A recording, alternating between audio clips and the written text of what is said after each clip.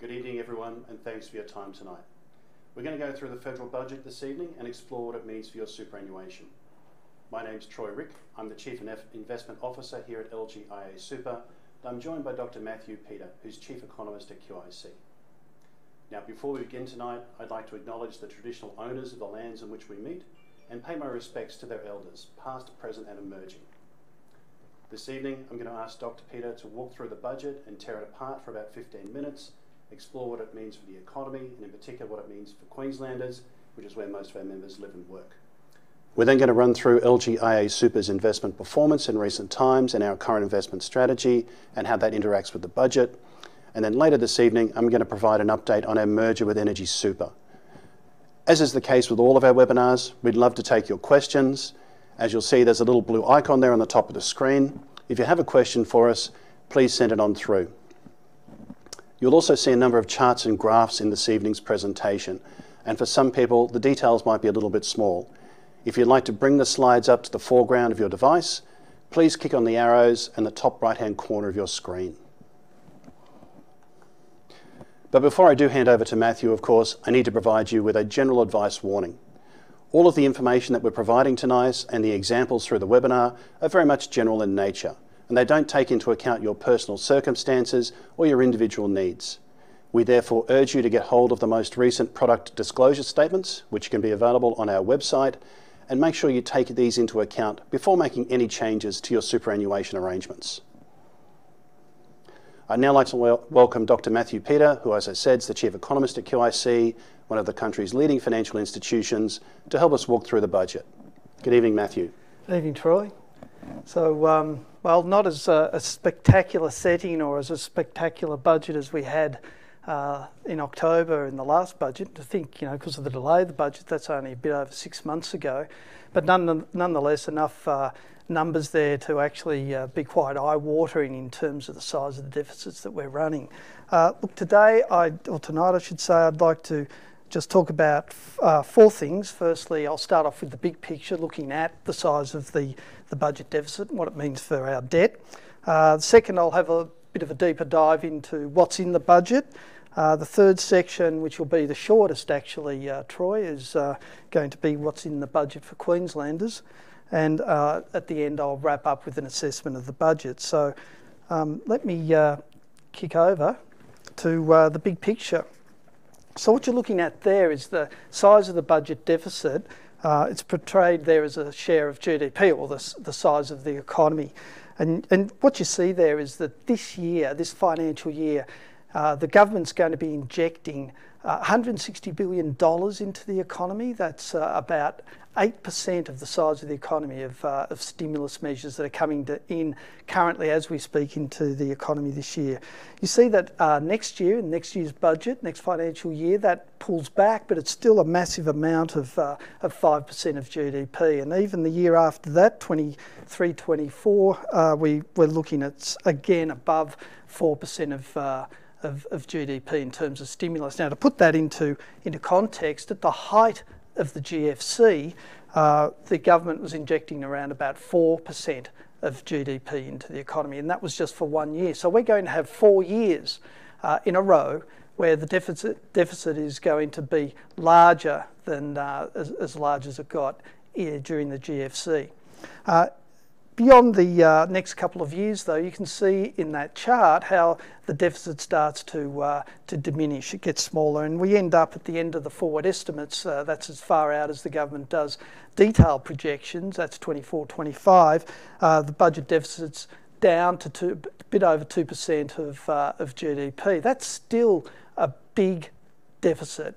So there's still a lot of fiscal injections coming into the economy, even towards the end of those forward estimates. Now, if I was to extend that out further over what the government calls the medium term, towards the end of the decade, 31-32, as far out as those projections go, it turns out that the government does not get the budget into surplus at all. So probably for the rest of my working life, maybe, I won't see a budget surplus. That's a big turnaround from what we were expecting prior to the outbreak of COVID. Now, it's having its impact on the economy. The economy's doing very well, partly because of the stimulus measures that are already been implemented, but also because of strong iron ore prices that have boosted revenues to the coffers of the government through company taxes.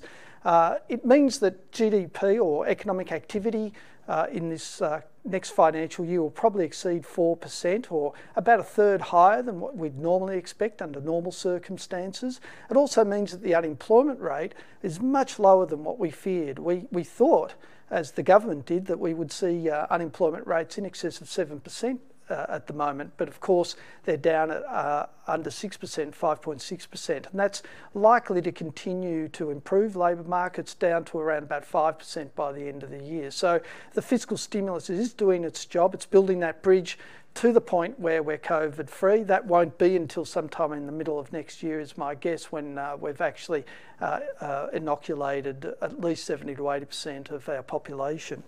Now, all of this fiscal stimulus comes at a cost. And that's the debt. So this slide you're looking at is the really sharp rise that we're seeing in the net government debt. Again, it's going from it's doubling basically over the next 4 years. We're going to be $1 trillion debt nation in terms of government debt.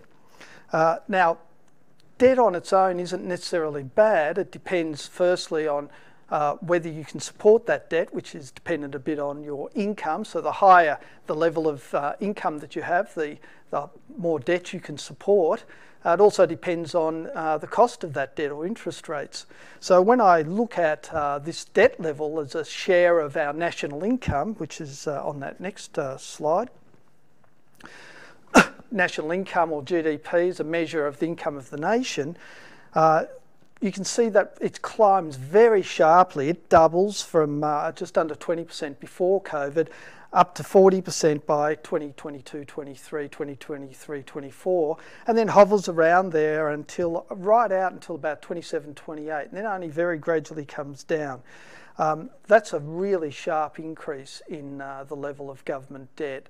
And you see the other chart there, the other line there, I should say, the dark brown line. That was the trajectory of debt that was expected prior to COVID back in the 1920 budget. So what we're doing is, whilst that increase in debt level associated with those big budget deficits we're seeing currently is doing a lot to support the economy, we don't make much inroads in getting that debt level down. So we have a debt level of 40%, twice as high as pre-COVID. In 10 years' time, our legacy to our future generations is going to be, you're going to have to pay for all of the income support, all of the policies that we've seen to fight COVID, whereas we were going to leave our future generations a legacy of zero net debt, one of the costs of the deficits. What's in the budget?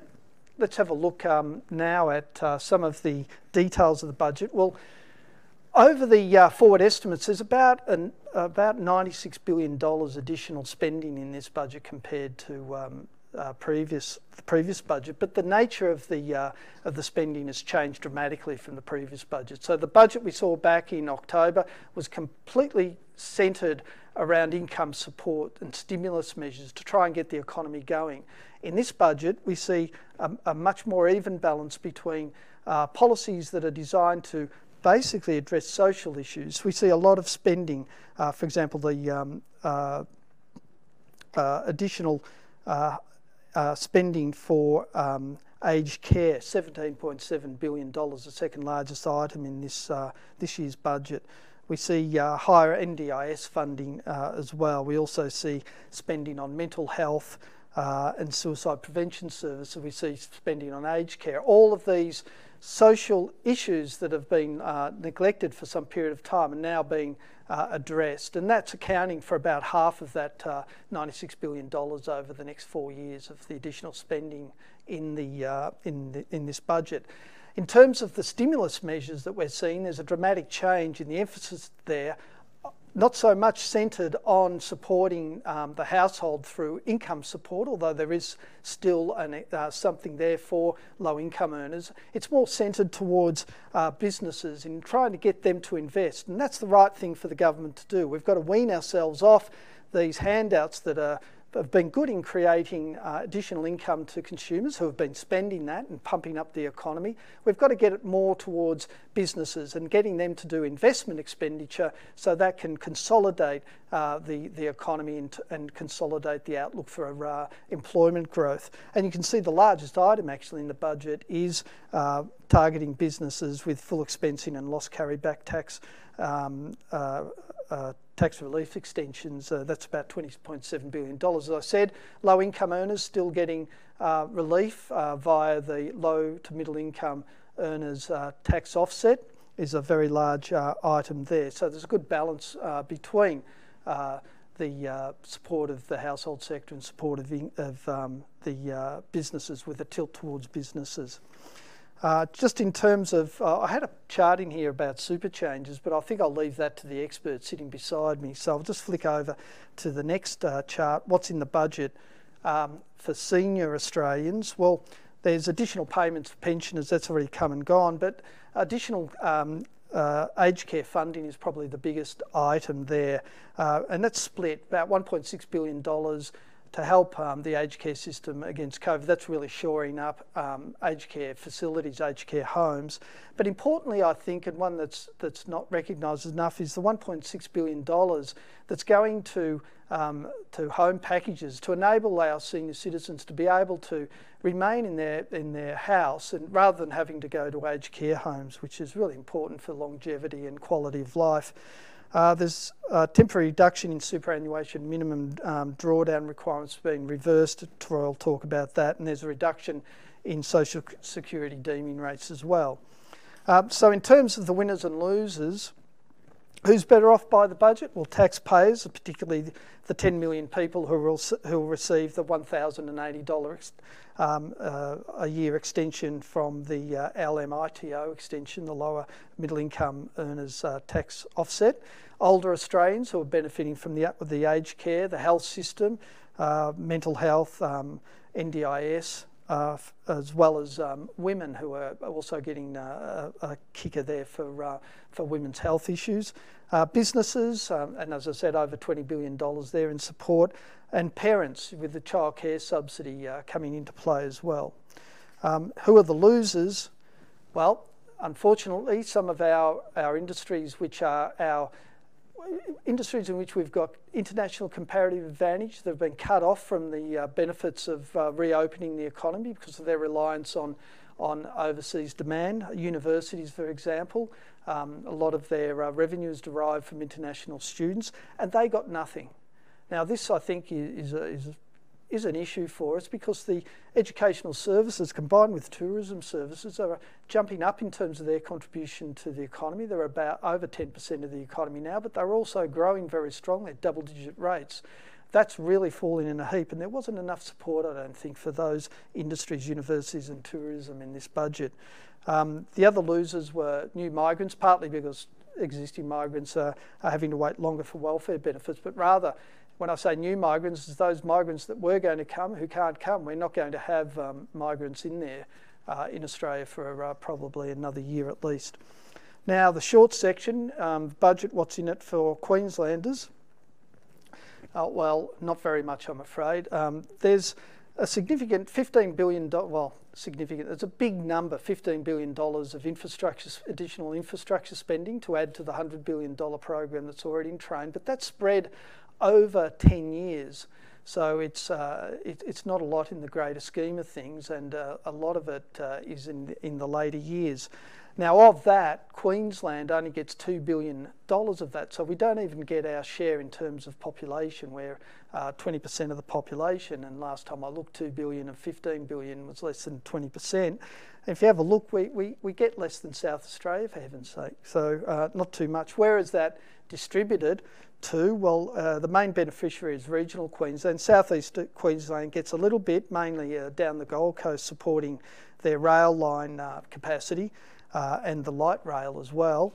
In regional Queensland, where does most of this spending go? Well, where it always goes, filling in potholes on the Bruce Highway is a large proportion of that. Really, is that world-class infrastructure spending? I don't think so. But anyway, that's what we're getting there. There's other support measures when we look at it in an indirect way, insofar as Queensland benefits from some of the new measures, insofar as we might get a bigger share of those new measures. Unfortunately, the reason why I think we're going to get a bigger share of some of these measures is not a positive but a negative feature of our economy. So there's a boost to apprenticeship commencements through wage subsidy. It's going to support about another 100,000 Australian apprentices and trainee jobs. We'll probably get a bigger share of that than our population, mainly because we've got a larger share of the construction industry in our economy. They're big in their use of apprentices. They're big employers of apprentices, so that should benefit us. But also, we have a higher unemployment rate, and so people that are looking to get off unemployment benefits and get into the workforce, we expect to take up those apprenticeship positions. The other is the permanent increase in the job seeker payment, the unemployment benefit payment, and extended eligibility. Now, we'll get a bigger than our lion's share of that, mainly because, again, we have higher unemployment rates. And finally, the extension of the low and middle income tax offset, we'll probably get a bigger share of that than our population, mainly because we have a higher share of low income earners in Queensland than in the rest of the country. So, what do I think as a final assessment of the budget? So I've chosen four. Look, this budget had to really address four issues, in my opinion. One, it had to maintain the support this year and into next year. Whilst the economy still isn't fully reopened, we haven't achieved herd immunity, it had to continue supporting the economy. But it had to do it in a way that wouldn't necessarily, at least in the short run, threaten our AAA rating. And I think they've done that. We've seen significant support, as I said, still to the economy over this year and into next year as well, and into 22-23. The transition of that spending or support away from the consumer to business to support investment expenditure and boost jobs even more and in a more sustainable way, that's been important as well. And compared to where the budget was expected to be in the 2020 budget, where we were expecting actually to run an 11% deficit of a percent of GDP, we're going to run something like about 7.8%. That's been enough to keep the wolves from the door with respect to the ratings agencies who've re-endorsed, I should say, our AAA rating, which is important for a small country like Australia that depends a lot on foreign investors to support our capital expenditure. Social justice is another positive. I've rated them an A in social justice. You've seen finally expenditure in key social issues such as aged care, childcare, mental health care, care for those with disabilities, women's health, women's economic and social security. They're all welcomed and overdue, so positive there. But I think there are a couple of disappointments in this budget. There wasn't much really in the way to boost productivity in the economy and to invigorate the economy through structural adjustment. Where was the spending, for example, for our industries of the future, for renewables, for high tech, for biotech, and as I said, for the industries which are going to give us the ability to transition away from our dependence on iron ore and coal, industries like tourism and education, that was lacking, so I've scored them down on that and D. And finally, fiscal sustainability is another issue there. Look, there's no denying that the government had to run big deficits to maintain the livelihoods and the lifestyles of Australian citizens today and into the near term, next year and the year after. But we're doing it at the cost of running up a huge debt. That debt will still be around 10 years, 15 years probably from now, when a lot of us are nearing the end of our working life, and some of us will have been retired. So those of us that have enjoyed the benefits of these deficits are not going to have to pay for them. That we're going to bequeath to our children and grandchildren, and we're going to leave them with a legacy, not of net zero debt, but rather of a debt worth 40% of total economic activity. So on that note, Troy, I'll pass back to you. Very good, and thank you, Matthew. We very much appreciate your insights and sharing them with us this evening. Although I'm glad you weren't grading some of my research papers when I was at university. For those of us who are just joining us this evening, welcome. And of course, as we do with all of our webinars, we're very happy to take members' questions, whether it's in relation to the budget, the economy, superannuation, or other issues. Just look at the little blue icon at the top of your screen, click on that one and send your questions through. I'd now like to spend a few minutes talking about some of the changes to superannuation that Matthew's highlighted in the budget, as well as recent trends in investment markets and what that might mean for your superannuation. So some will remember the changes that governments have announced in recent times in relation to superannuation. There are a whole series of changes that are now flowing down the pipeline. One of the most significant of which is the stapling of new accounts. So what this means for new folks who join the workforce, the first time you get signed up to a superannuation fund, the proposal is that you'll be able to keep that account with you for your entire working life. The whole process there is going to be automated through the ATO, and the responsibility of the employer is still being maintained, but this will have significant implications for folks in relation to lost superannuation and their ability to consolidate their accounts over time. We're also seeing APRA ramp up its scrutiny of fund expenditures and introduce a whole new series of benchmarking for outcomes in superannuation. So for those of us who work within superannuation, the regulatory environment continues to change and evolve. It's a very rapidly changing environment. But let's talk about superannuation and the economy. So COVID-19 has been a huge impact on the economy, on our lives, on the labour market, and of course on financial markets as well. What I'm featuring here is a chart from Johns Hopkins University, just looking at confirmed COVID-19 infection rates for a select group of economies around the world. I'm sure many people are familiar with the outcomes that we've seen in the United Kingdom and the United States, where more than 600,000 people have died from COVID-19 illnesses. Recent discussions in Australia around India and the terrible outcomes we're currently seeing there have also been a heavy feature. But there's a little squiggly line at the bottom of the page. You may actually struggle to see it. That's Australia. We can take for granted just how fantastic the COVID-19 outcomes have been here, both in terms of infection rates and mortality outcomes. Less than 1,000 Australians have died from COVID-19. By comparison to the rest of the world, we're close to being a gold medal winner here. Now, obviously, COVID-19 has been a tremendous impact on our lives, but we're doing so much better than others, we can take that for granted. I mentioned the terrible circumstances in India. You may also be aware of the terrible circumstances that are currently underway in Brazil. But even very advanced economies like Japan. Japan's having another COVID-19 outbreak at the present time, and there are even some questions about whether the delayed 2020 Olympics should proceed. And the reason this stuff is so important is because of its direct impact through the economy on the labour market. And what we're looking at here is a chart of underutilisation rates in the labour market, both for Australia and the United States. So that's people who are currently out of work and are looking for a job, or those who have employment and want more hours of work. You can see the spike there on the right-hand side of the chart as COVID-19 has impacted on the world, but also the rapid bounce back in employment. Now, the good news here is that there's still plenty of slack in the labour market. Those indicators have plenty of room further to fall. The government's now making an explicit focus of the budget to drive unemployment down below 5%. The economy bounce back here has been a big significant driver behind this increase in employment, but it's very important for us to keep in mind. This hasn't been a very even outcome. It's actually been two-paced economic recovery. If you're working in mining services or construction, it's boom times. Things have never been busier for you. For folks in tourism, education, certain parts of agriculture and retail, it's been a very different lived experience. And it's also been a very different lived experience for regional and rural Australia versus urban centres. So one of the reasons the government continues to support the economy with increased fiscal spending is that the economy is still very much two-paced, and ongoing support will be required for some time to come.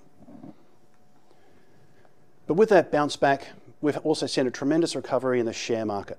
And you can see here in particular the returns to the LGIAsuper options for the current financial year. So that's from 1 July 2020 through to 30 April 2021. Looking at those share market options in particular, 20 to 22% returns, that's fantastic.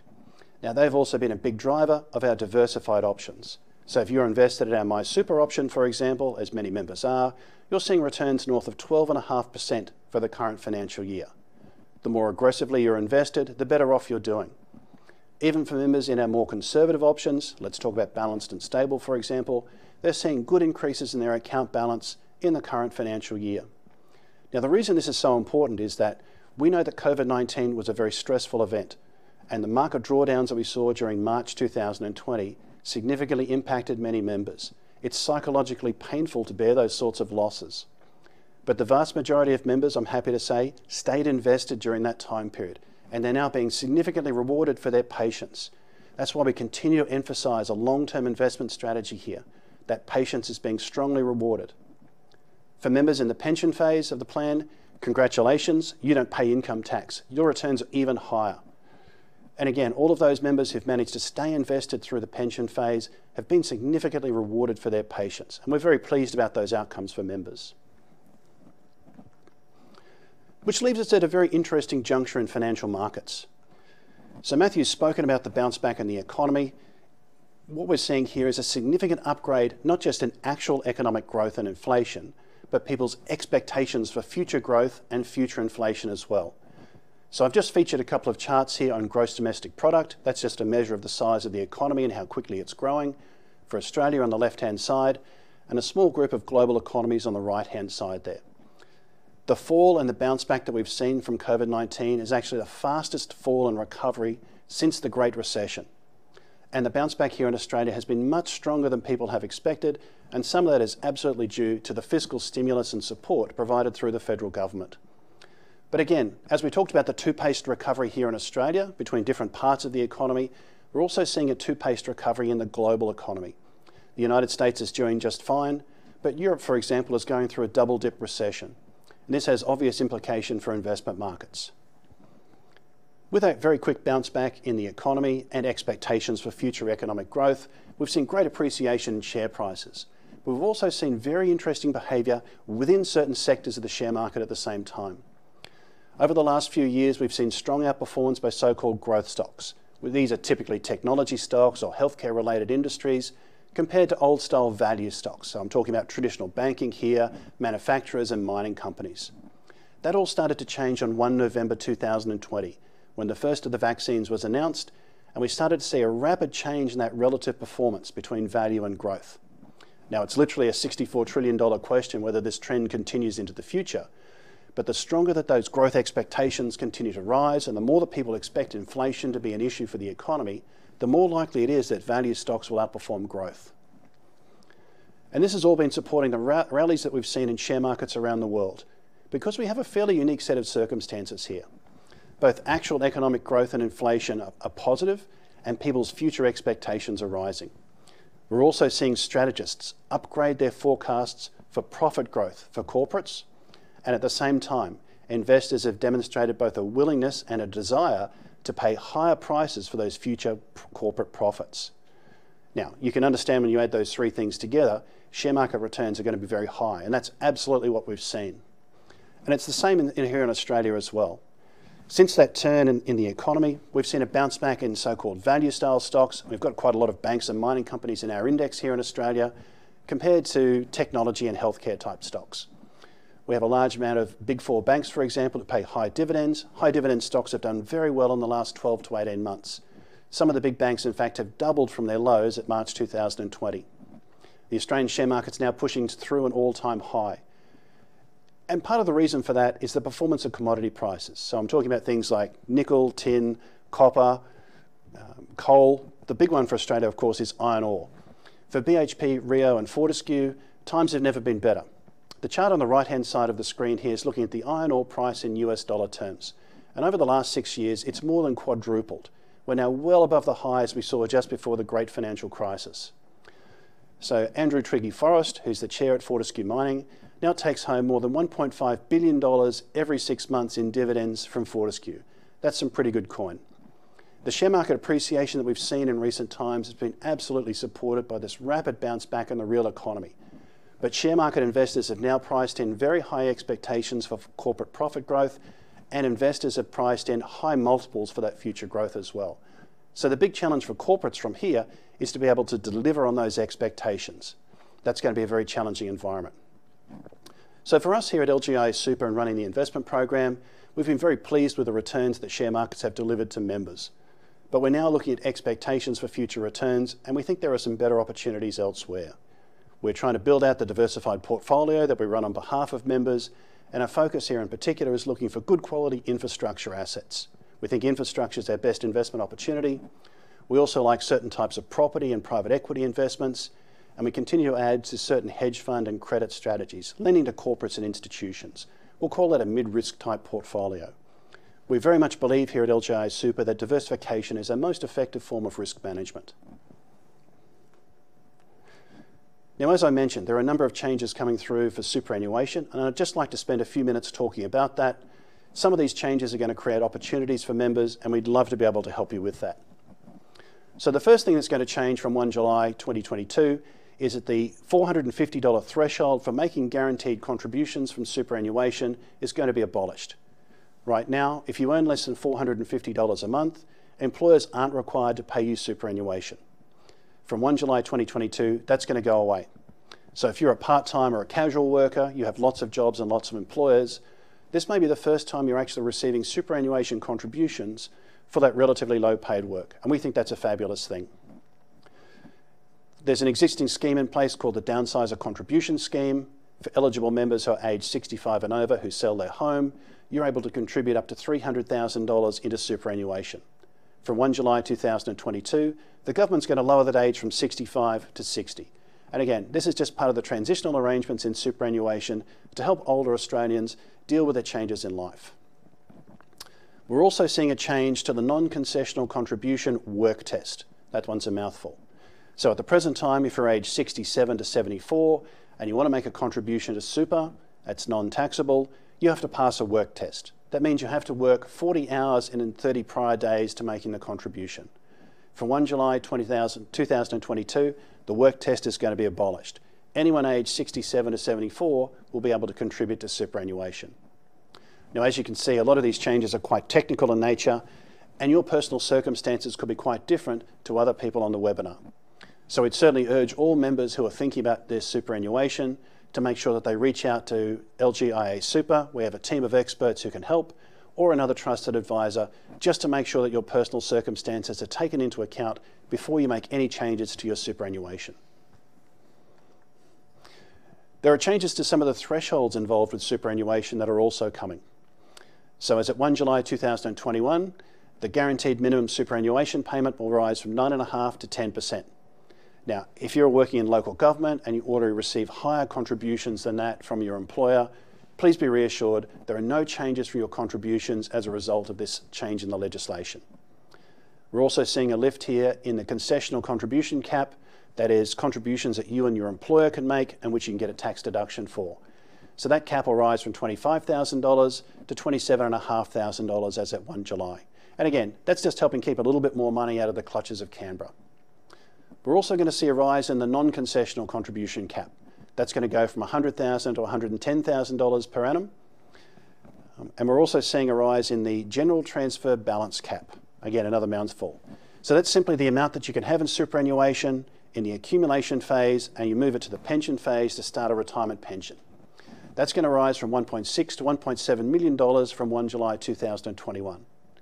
And again, at the risk of repeating myself, a number of these changes are quite technical, and we'd urge any members who are considering making changes to their superannuation to reach out to the fund. We've got a series of experts here online who'd love to help you. I'd like to take a moment now to talk about the future of the fund and its ongoing growth program. As I'm sure members are aware, we're currently involved in a merger with LGIAsuper. That program is on track for 1 July 2021, and the focus here at the present time is bringing together those two organisations into one and making sure we can deliver that One MySuper product as at 1 July this year. That's well and truly underway. At the same time, we recently announced that we're going to acquire the superannuation business currently managed by Suncorp. Now, we're expecting to complete that transaction sometime in next financial year, but it'll certainly be in the second half. It'll be about 12 months after the LGIAsuper successor fund transfer is completed. So the purpose behind the mergers that we're currently involved upon is a very simple one.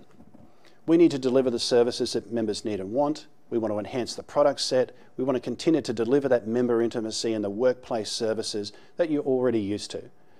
I talked about the changing regulatory environment. All of these things cost money. We want to be able to do even more in the future, and the only way we can do that is by building scale in the fund and driving down costs.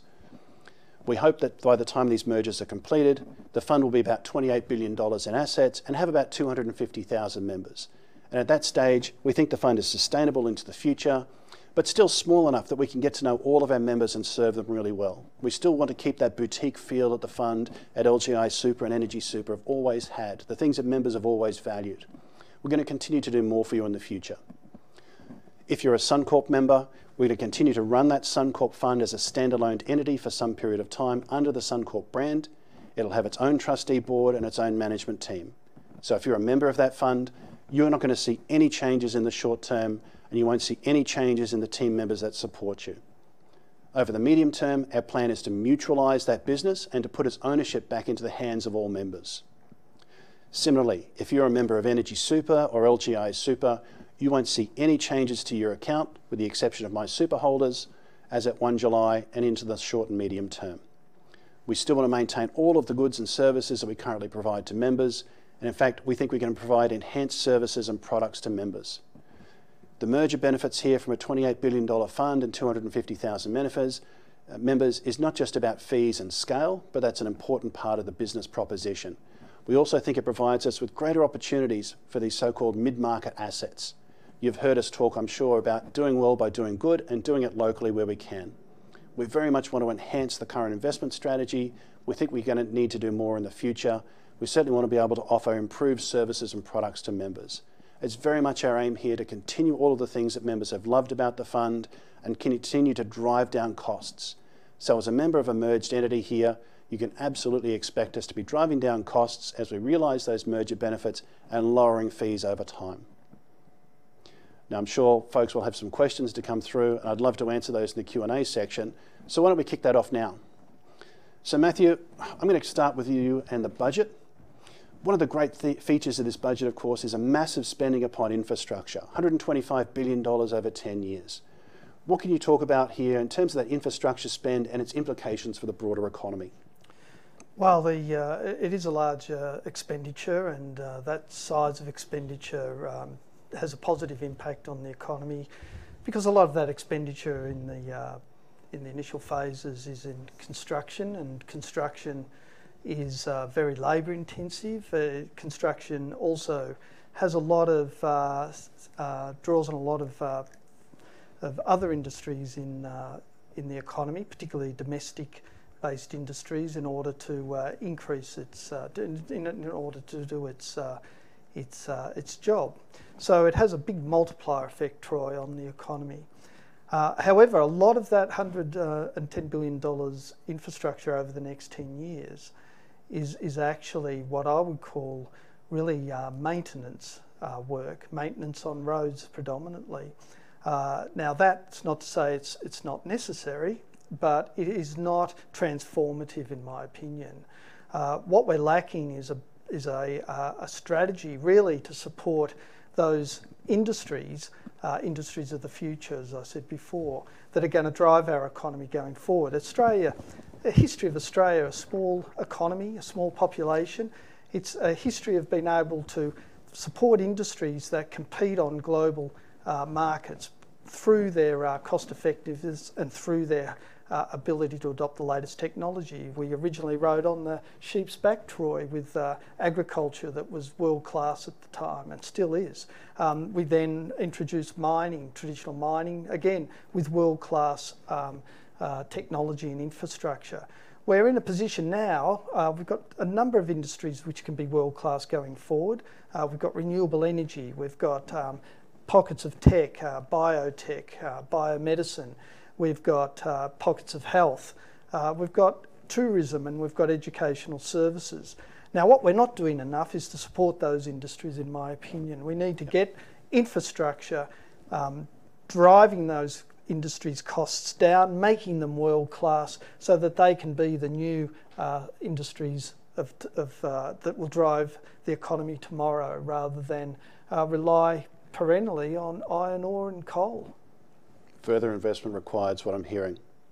We've got a question here from Trajan. Does the fund consider any investment options to include cryptocurrencies such as Bitcoin or Ethereum? Is there a trend in institutional adoption of the cryptocurrencies and tokens? So thanks, Trajan, for your question. At the present time, the fund doesn't invest in any cryptocurrencies, and we don't have any plans to do so at the present time. As an investment person, we find digital currencies quite interesting, but very difficult to provide in an investment context because there are no cash flows associated with them. The fundamentals of the investment program here are about trying to estimate and value the cash flows associated with any investment. It's a similar discussion, therefore, for us in terms of gold. Where there are no cash flows, it becomes a much more difficult investment proposition. But we do appreciate your interest and thank you for your question. We've got another question here. How is LGIAsuper choosing to invest funds in industries aligned with reducing global emissions? And how are you approaching the divestiture question from industries that are contributing to greenhouse gases? Thanks, Kerry. That's an excellent question. So it's a challenging thing, of course, for funds to think about the emissions reductions targets that are going to be required by 2015. We hear a lot of talk about net zero. Carbon is clearly going to be a challenge for developed and emerging economies around the world. The focus here for LGIAsuper, of course, is to take environmental, social and governance considerations into account when we make investments. But we very, very rarely exclude investments on the basis of, for example, fossil fuels or carbon issues. Our preferred approach is very much around engagement with the underlying companies. And the reason for this is quite simple. Until we manage to decarbonise the entire economy, everything we do directly or indirectly contains some impact from carbon dioxide. The modelling on these issues in terms of their impacts on financial markets still requires a lot of work. We certainly understand that the fund's going to be doing more on ESG in the future. We think that the issues aren't necessarily as black as white as some others would like to believe. Our greatest work, I think, in fact, happens within the real estate and the infrastructure portfolios. These are very long duration assets. We plan to own them for a very long period of time. And it's where you're more likely to find these subtle and longer term risks, for example, like climate change, show up in pricing. And that's going to be our focus in the coming 6 to 18 months. We had a question from Alan. When iron ore prices fall, perhaps collapse, what happens then? Matthew, that's definitely one for you. Well, the government's been very conservative in its iron ore price forecasts that underpin the budget, as they were back in 2020. Now, in 2020, they assumed an iron ore price of $55 a metric tonne.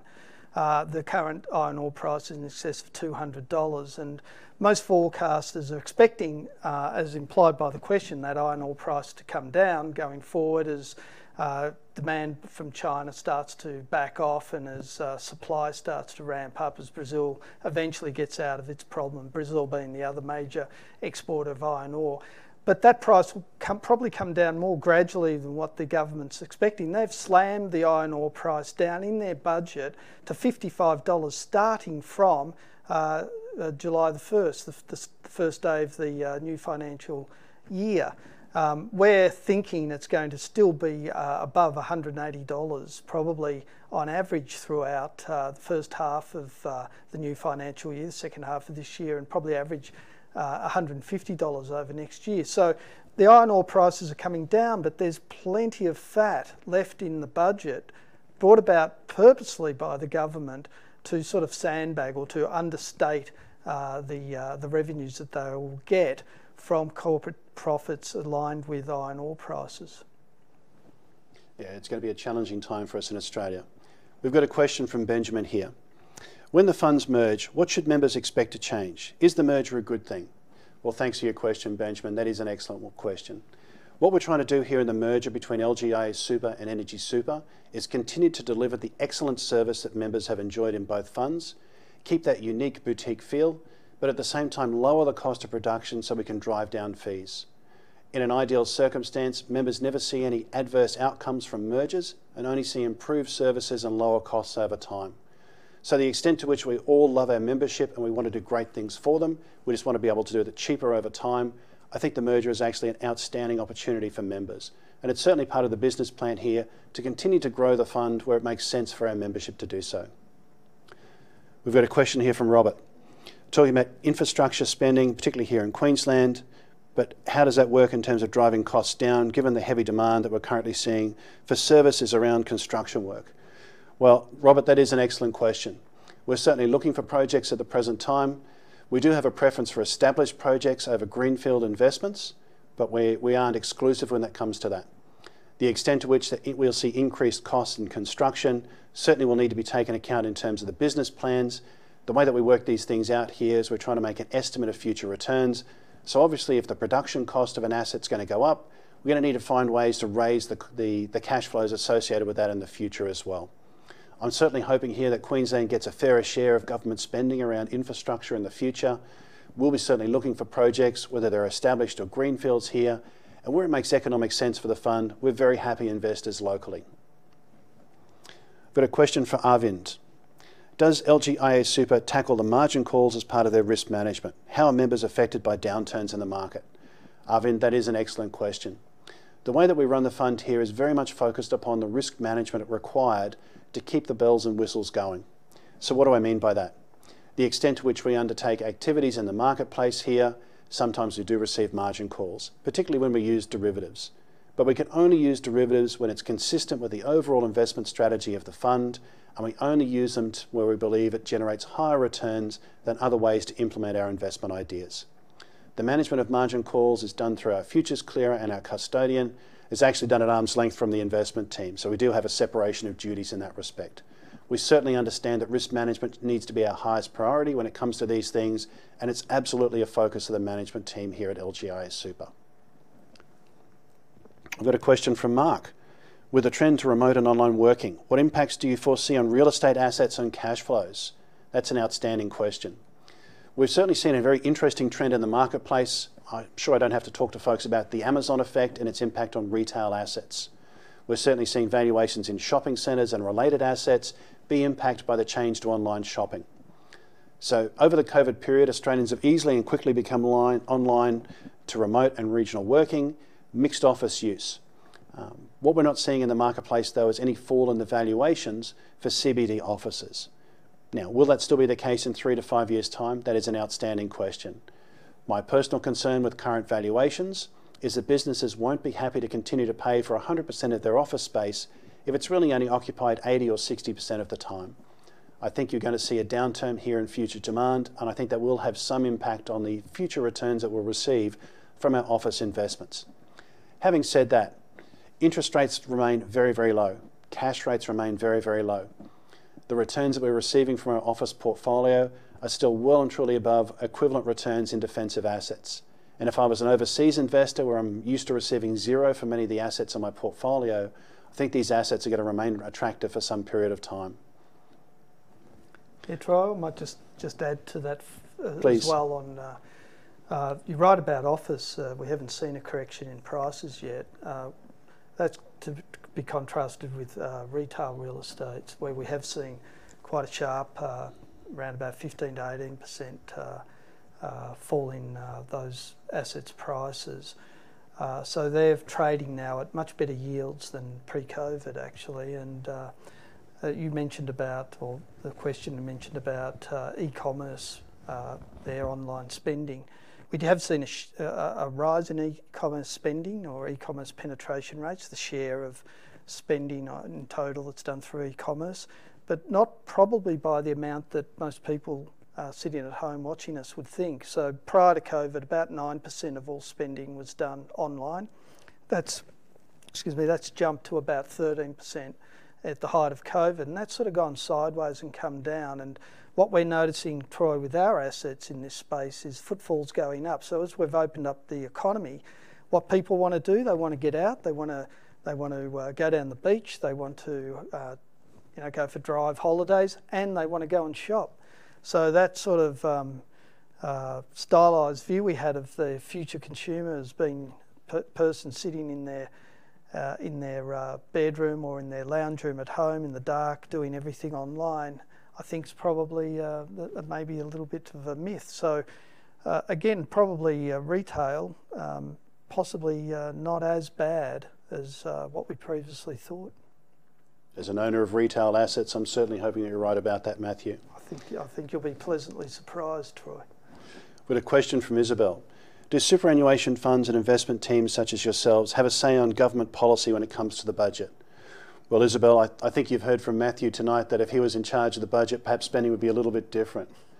Certainly funds like us can provide suggestions to government, but it's really not our role to provide suggestions to government on policy.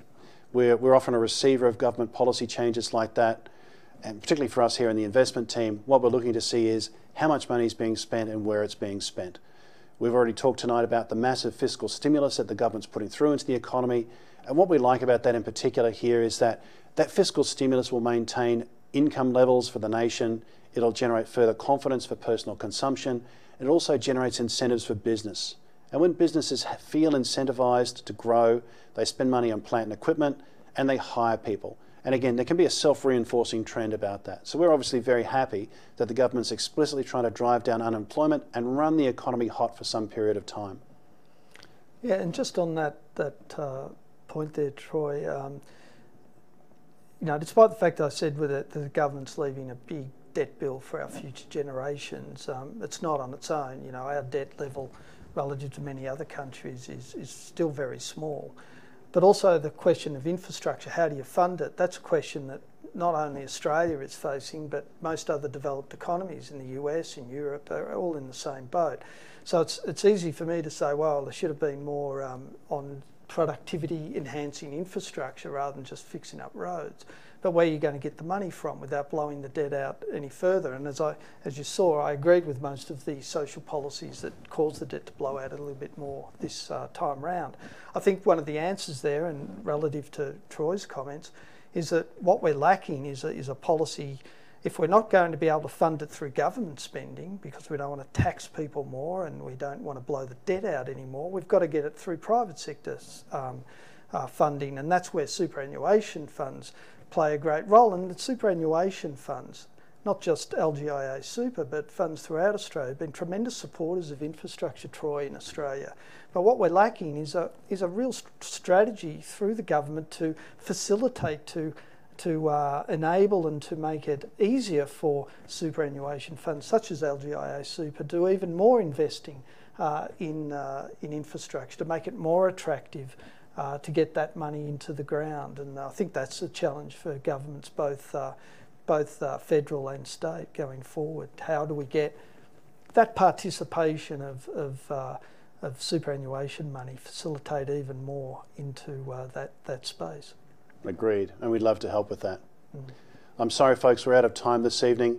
We've gotten through as many of your questions as we possibly could, but please be reassured. If we haven't gotten to your question already tonight, we'll reach out in the coming days and come and answer your question.